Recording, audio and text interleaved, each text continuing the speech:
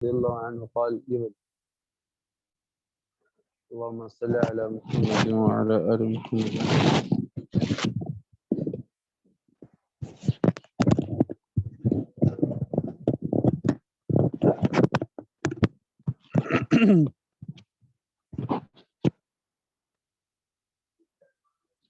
بسم اللہ الرحمن الرحیم نحمده ونصلي ونسلم علی رسول الکریم. آپ صلی اللہ علیہ وسلم کی عبادات کے اندر کیا معمولات رہے، فہم حدیث کے اندر ہمارا یہ سبق چل رہا ہے. پھر اس کے بعد آئی اخلاق عالیہ کہ آپ صلی اللہ علیہ وسلم کے اعلیٰ اخلاق کیسے تھے، لوگوں سے کیسے ملتے تھے، خادموں کے ساتھ کیسا برتاؤ تھا. یہ حدیث پڑھ لیں. یہ حضرت علی رضی اللہ عنہ کہتے ہیں کہ رسول اللہ صلی اللہ علیہ وسلم ہمیشہ خندہ پیشانی یعنی مسکرا کر بشاشت کے ساتھ، خوش خلقی کے ساتھ متصف تھے، اچھے اخلاق کے ساتھ متصف تھے. یعنی آپ کے چہرے پر تبسم اور بشاشت کا اثر نمایاں رہتا تھا.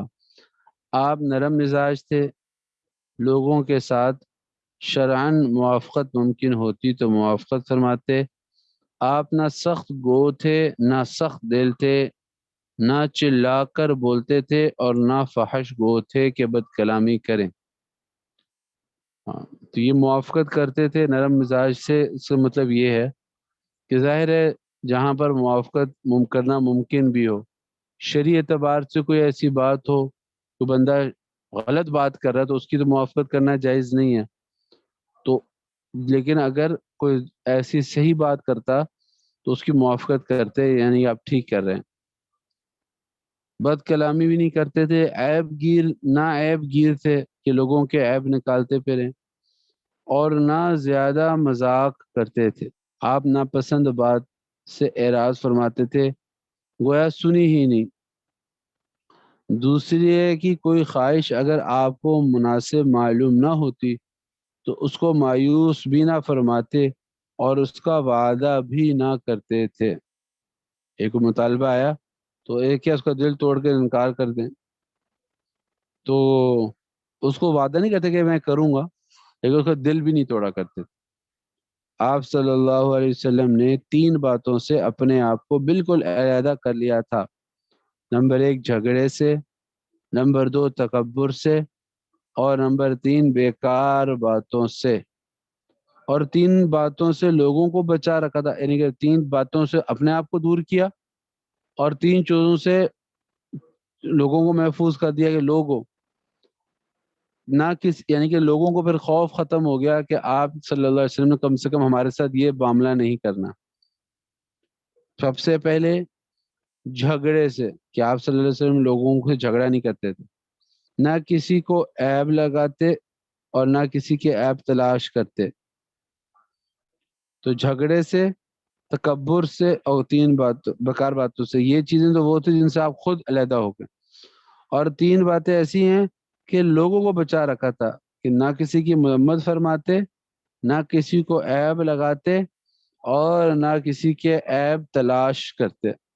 ایک ہے عیب لگانا، تو آپ کے اندر یہ عیب ہے.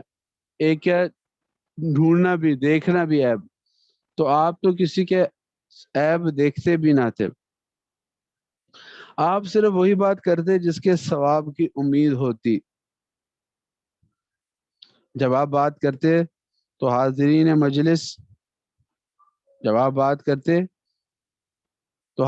مجلس گردن جھکا لیتے اور اس طرح بے حس و حرکت بیٹھتے گویا ان کے سروں پر پرندے بیٹھے ہیں. کنا علی رؤوسہم الطیر، کہ ذرا سی حرکت کی تو پرندہ اڑ جائے گا. ایک تو اس میں دونوں باتیں ہیں کہ آپ صلی اللہ علیہ وسلم کی بات بھی اتنی پرکشش ہوتی تھی کہ صحابہ جڑ کے بیٹھتے تھے اور ایسے بیٹھے ہوتے تھے کہ گویا کہ پرندے سروں میں بیٹھے ہوئے، ہم نے حرکت کی تو اڑ جائیں گے. نہیں، ان کو حرکت بالکل کرتے ہی نہیں تھے. اور دوسرے صحابہ کا بھی دین کی مجلس میں بیٹھنے کا ادب کیا تھا یہ بھی سامنے آ گیا.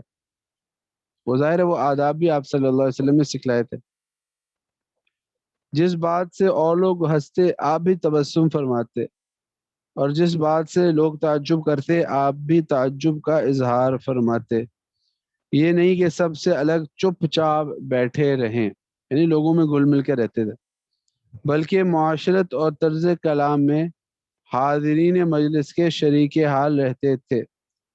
اجنبی مسافر کی گفتگو اور بدتمیزی، یعنی کہ اس کی سخت گفتگو اور بدتمیزی کے اور بیجا قسم کے سوال پر صبر فرماتے تھے، یعنی کہ کوئی مسافر سے مراد، جس سے ہم بدو بھی کہہ دیتے ہیں، کہ مراد یہ ہے کہ جو شہر کے لوگ بسا اوقات، اکثر اوقات بلکہ ان میں تمدن زیادہ ہوتا ہے، آداب کی رعایت زیادہ ہوتی ہے، جو باہر کے لوگ دور دیہاتوں میں ہوتے ہیں ان کو سیکھنے کے، آداب سیکھنے کا اتنا موقع نہیں ملتا، تو ان کی بے تکلفی کے ساتھ ساتھ، بے تکلفی ہوتی ہے بہت زیادہ، اور بے تکلفی کے ساتھ ساتھ ان کے اندر ایک قسم کی ادب کی کمی آ جاتی ہے۔ تو آپ صلی اللہ علیہ وسلم سے کوئی اس طرح بات کرتا سخت لہجے میں یا اپنے عام معمول کے مطابق، اب صحابہ تو بیٹھے ہوئے ادب کے ساتھ بات کریں، بڑے صحابہ جو آپ کی مستقل باہر سے آئے بھی، یا تو مسلمان ہی نہیں ہوئے، مسلمان ہونے کے لیے یا مسلمان ہیں لیکن سادہ طبیعت، تو آپ ان کی بات، ان کی نہیں کہتے بھائی کس طرح بات کی آپ نے، یہ کوئی لہجہ بات کرنے کا، اس طرح کی کوئی بات نہیں کرتے، ان کی بات سنتے اس پر صبر کرتے، اور جو سوال کا جواب ہوتا ہے یا اس کی بات تو اس کا مناسب اس کا رد عمل ہوتا ہے آپ صلی اللہ علیہ وسلم۔ آپ یہ بھی تاکید فرماتے تھے کہ جب کسی طالب حاجت کو دیکھو تو اس کی مدد کیا کرو، اور آپ کی کوئی تعریف کرتا تو اس کو گوارا نہ فرماتے اللہ کہ یہ کہ وہ احسان کے شکریہ کے طور پر کرتا۔ خوشامد جسے کہتے ہیں، آپ صلی اللہ علیہ وسلم کو خوشامد پسند نہیں تھی، اب کسی نے آپ صلی اللہ علیہ وسلم کسی پہ احسان کیا، اس نے آپ کے شکریہ ادا کیا، اس میں کوئی تعریفی جملے کہہ دیے تو پھر اس کو تو کہتے تھے، ورنہ خوشامد کو آپ پسند نہیں کرتے تھے۔ کسی کی گفتگو نہ کاٹتے تھے کہ بھئی نہیں بھئی ایسی بات نہیں ہے، یہ بات نہ کرو، اس طرح کی کوئی بات نہیں کرتے، کوئی بندہ بات کرا اس کی بات پوری ہونے دیتے تھے، البتہ اگر حد سے تجاوز کرنے لگتا تو پھر اس کو ختم کرواتے، یا تو منع کر دیتے یا خود مجلس سے اٹھ جاتے تاکہ وہ خود رک جائے، جو بھی مناسب اس کی چیز ہوتی، یعنی کہ وہ کوئی غیر شرعی بات شروع ہو گئی، غیبت مثال کے طور پہ شروع ہو گئی، تو آپ صلی اللہ علیہ وسلم اگر یہ مناسب سمجھے تو بھائی اس کو موقع پہ روک دینا چاہیے تو موقع پہ روک دیتے، اگر وہ ایسا ہوتا کہ اس کی اصلاح نہیں ہوگی روکنے سے، بلکہ وہ ہتک محسوس کرے گا اور حق کو قبول کرنے میں، حق کی قبول کرنے میں وہ مانے آ جائے گی یہ چیز، بلکہ وہ اس کا ایک ایگو سامنے آ جائے گا، تو آپ خود ہی کسی عذر کر کے اٹھ کے چلے جاتے، جب آپ سے سامنے بیٹھے تو جس کو وہ سنا رہا تو وہ بھی چپ ہو جائے گا۔ یہ ایگو اپنے اندر کا خود کا جو ایک بنایا ہوتا ہے نا انسان نے کہ میں ایسا ہوں، اپنا مقام بنایا ہوتا ہے کہ میرا تو اتنا بڑا انا مقام ہے انا انسان کے اوپر، انا جس سے وہ ایک لفظ آیا انا۔ چلیں، عن عائشة رضی اللہ عنہا انها قالت لم يكن رسول الله صلی اللہ علیہ وسلم فاحشا ولا متفحشا ولا صخابا في الاسواق ولا يجزي بالسيئات السيئات ولكن يعفو ويصفح۔ حضرت عائشہ رضی اللہ عنہ کہتی ہیں کہ حضور صلی اللہ علیہ وسلم نہ تو طبعاً فحش گو تھے، نہ بتکلف فحش بات کرتے تھے۔ دونوں میں فرق کیا ہے کہ ایک بندے کی طبیعت ہی بن جاتی ہے کوئی ایسی بات کرنا، اور ایک ہے کہ طبیعت میں تو نہیں تھا لیکن موقع دیکھ کر موقع مناسبت سے جیسی بات تو نہیں ایسی باتیں کرنے لگ پڑنا، تو آپ دونوں نہیں تھے، نہ طبعاً ایسی کبھی بات فرماتے تھے، نہ اپنے اندر تکلف پیدا کر کے کوئی کبھی آپ نے فحش کی بات کی، نہ ہی بازاروں میں چلا کر وقار کے خلاف باتیں کرتے تھے، یعنی کہ ایک بندے کو جیسے ایک سڑک کے پار آواز دینی ہے تو چلا کر دینی ہوتی ہے، بھائی بات سنو ادھر آؤ، یہ تو آسم کو بات کرنی ہوتی ہے اس کے پاس جا کے کرتے تھے، تو چلا کر کوئی اس وقار کے خلاف آپ صلی اللہ علیہ وسلم بات نہیں کرتے تھے، اور برائی کا بدلہ برائی سے نہیں دیتے بلکہ معاف کر دیتے اور اس کا تذکرہ بھی چھوڑ دیتے۔ بعد میں یہی ہے بھائی یاد ہے فلانے وقت میں بڑا غصہ چڑھا ہوا تھا، تم نے بڑی عجیب بات کی تھی. وہ ایسا کرتے تھے گویا کہ وہ کام ہوا ہی نہیں. تو یہ بھی بڑی ایک صفت ہے, اللہ تعالیٰ ہمیں بھی نصیب فرمائے. حضرت جابر رضی اللہ عنہ فرماتے ہیں کہ ما سئل رسول اللہ صلی اللہ علیہ وسلم شیئا قط فقال لا. حضرت جابر رضی اللہ عنہ کہتے ہیں کہ ایسا کبھی نہیں ہوا کہ حضور صلی اللہ علیہ وسلم نے کچھ مانگا گیا اور آپ نے انکار ہی فرما دیا. آپ نے انکار فرما دیا نہیں, لا نہیں کہا. تھا دے سکتے تھے تو اس کا دے دیا, نہیں دے سکتے تو کسی اور طرح معذرت کی جس کے بارے میں آگے آ جائے گا. حضرت عبداللہ بن عباس رضی اللہ عنہ کہتے ہیں حضور صلی اللہ علیہ وسلم لوگوں میں سب سے زیادہ سخی تھے, اور رمضان میں کے مہینے میں تو آپ کی سخاوت اور بھی بڑھ جاتی تھی, جس کی وجہ دوسری روایات میں آتی ہے کہ آپ صلی اللہ علیہ وسلم کی ملاقات حضرت جبرائیل علیہ السلام سے رمضان کے مہینے میں زیادہ ہوتی تھی, کیونکہ جو پورے سال میں قرآن نازل ہوتا رہا, حضرت جبرائیل علیہ السلام رمضان میں اس کا دور کرتے تھے کہ یہ سارا ایک دفعہ دہرا لیتے تھے. تو اس کی بھی ایک روحانی اثر تھا جبرائیل علیہ السلام ملاقات کا کہ ان کے سخاوت اور بھی بڑھ جاتی تھی. حضرت عائشہ رضی اللہ عنہ سے روایت ہے کہ نبی صلی اللہ علیہ وسلم ہدیہ قبول فرما لیتے تھے اور اس پر اس سے بہتر بدلہ بھی دیا کرتے تھے. یعنی کہ ایک تو یہ تھا کہ کسی نے ہدیہ دیا تو اگر کوئی غرض فاسد سمجھ آ رہی ہے اس کی, پھر وہ الگ بات ہے, پھر تو منع کر دیتے.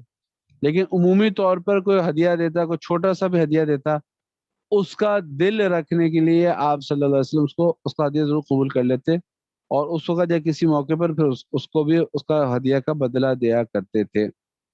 حیا اخلاق میں سے آپ صلی اللہ علیہ وسلم کی ایک عادت حیا کی تھی. حضرت ابو سعید رضی اللہ عنہ کہتے ہیں کہ حضور صلی اللہ علیہ وسلم بے حیائی اور بے باکی نہیں, آپ میں بے حیائی اور بے باکی نہیں تھی, بری باتوں سے حیا کرتے تھے, بلکہ آپ تو شرم و حیا میں کنواری لڑکی جو اپنے پردے میں ہو اس سے زیادہ حیادار تھے. یعنی عام طور پہ جو باپردہ خواتین ہوتی ہیں وہ لوگوں سے زیادہ اسے بے تکلف گفتگو نہیں کر سکتی, ضرورت کی وجہ سے بات کرنی ہو تو حیا کے دائرے میں شرم کے اندر رکھتے ہوئے بات کرتی. کان رسول اللہ صلی اللہ علیہ وسلم اشد حیاء من العذراء فی خدرها وکان اذا کرہ شیئا عرف فی وجہہ. تو شرم و حیا میں کنواری لڑکی جو اپنے پردے میں ہو اس سے زیادہ حیادار تھے, اور جب آپ کسی بات کو ناگوار پاتے تو ناپسندیدگی کے آثار آپ کے چہرے سے پہچان لی جاتے, کہ اس کے ناپسندگی کے آثار آپ صلی اللہ علیہ وسلم کے چہرے پر آتے. اب وہ چیز, یہ چیز تو غیر اختیاری ہوتی ہے. آگے ہے سینگی لگوانا, یہ بھی آپ کے عادات میں سے ہیں, عام عادات میں سے, کہ حضرت انس رضی اللہ عنہ کہتے ہیں حضور صلی اللہ علیہ وسلم گردن کی دونوں جانبوں میں اور دونوں شانوں کے درمیان سینگی لگواتے تھے, عام طور سے چاندی کی 17ویں 19ویں اور 21ویں تاریخ کو لگواتے تھے. اسے ہم لوگ آزاد, سینگی تو اردو کا لفظ ہے, عربی کا لفظ ہے حجامہ, حجامہ لگوانا. یہ ایک ایسا کام ہے یہ جس کے بارے میں آگے تفصیل آ رہی ہے, انشاءاللہ اس کو پڑھ لیتے ہیں. حضرت انس رضی اللہ عنہ سے روایت ہے کہ حضور صلی اللہ علیہ وسلم نے مکہ مکرمہ اور مدینہ منورہ کے درمیان ملل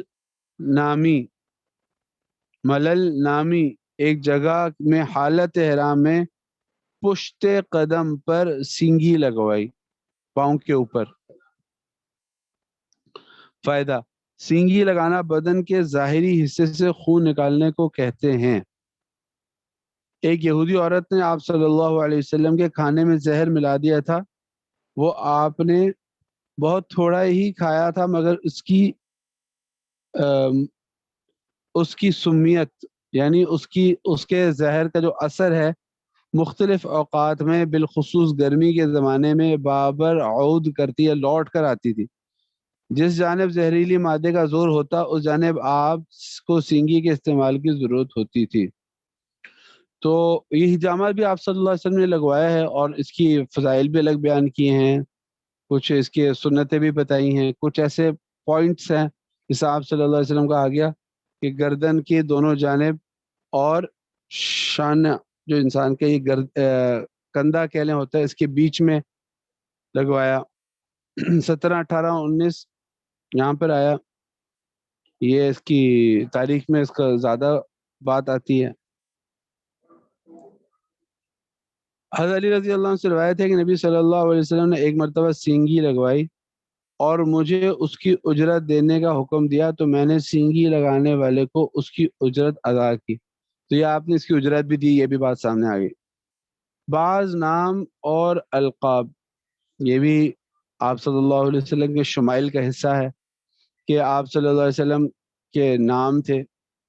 حضرت جبیر ابن مطعم رضی اللہ عنہ کہتے ہیں کہ حضور صلی اللہ علیہ وسلم نے فرمایا میرے بہت سے نام ہیں، ان میں سے چند یہ ہیں، میں محمد ہوں اور میں احمد ہوں، میں ماحی ہوں جس کا مطلب ہے مٹانے والا، اللہ تعالیٰ میرے ذریعے سے کفر کو مٹاتا ہے، میں حاشر ہوں جس کے سامنے سب لوگوں کو اٹھایا جائے گا، اور میں ہی عاقب ہوں، اور عاقب وہ ہے جس کے بعد کوئی نبی نہیں ہے۔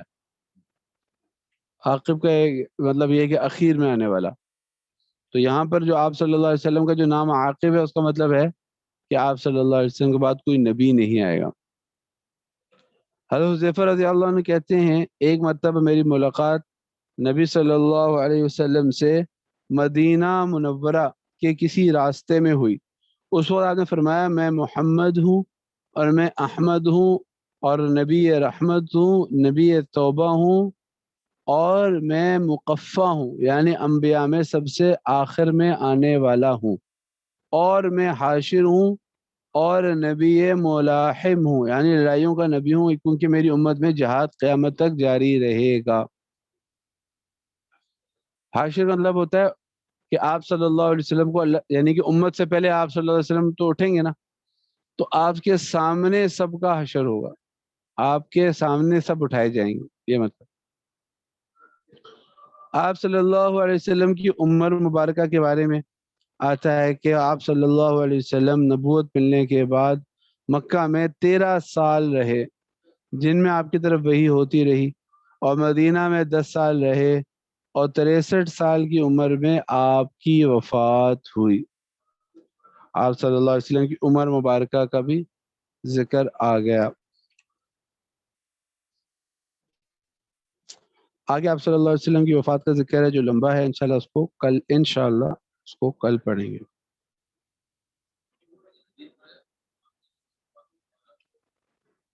کون سی نمبر؟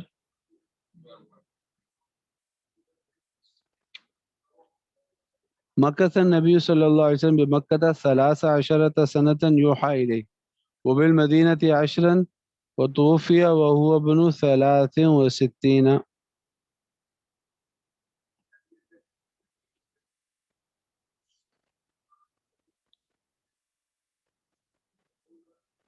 صحیح۔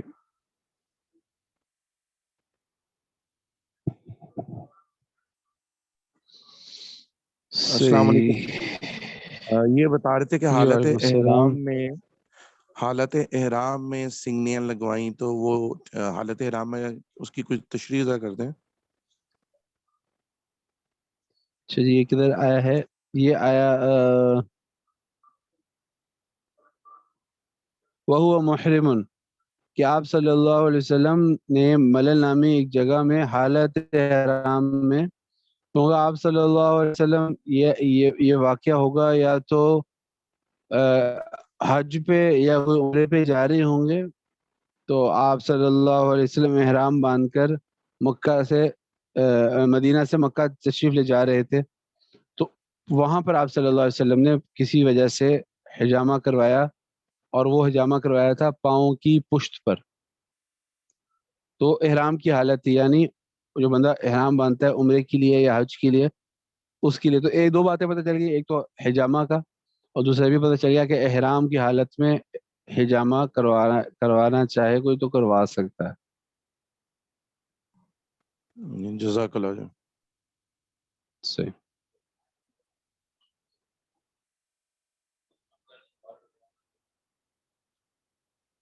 وہ اس جگہ کروائیں گے نا جہاں پہ بال نہیں ہوں گے. جی یہاں پہ تو ویسے عموماً بال نہیں ہوتے. وہ تو بہت گھنے بال ہوں تو کاٹنے پڑتے ہیں. وہ ان کی پہ تو اجازت نہیں ہوگی آرام میں. ایسی جگہیں لگوائیں جہاں پہ بال نہیں.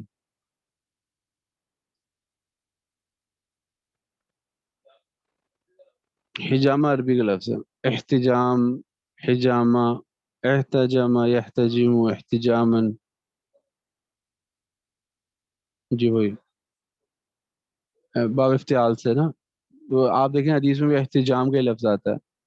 احتجامہ، آپ سب نے حجامہ کروایا. اس کے پھر کئی طریقے ہوتے تھے.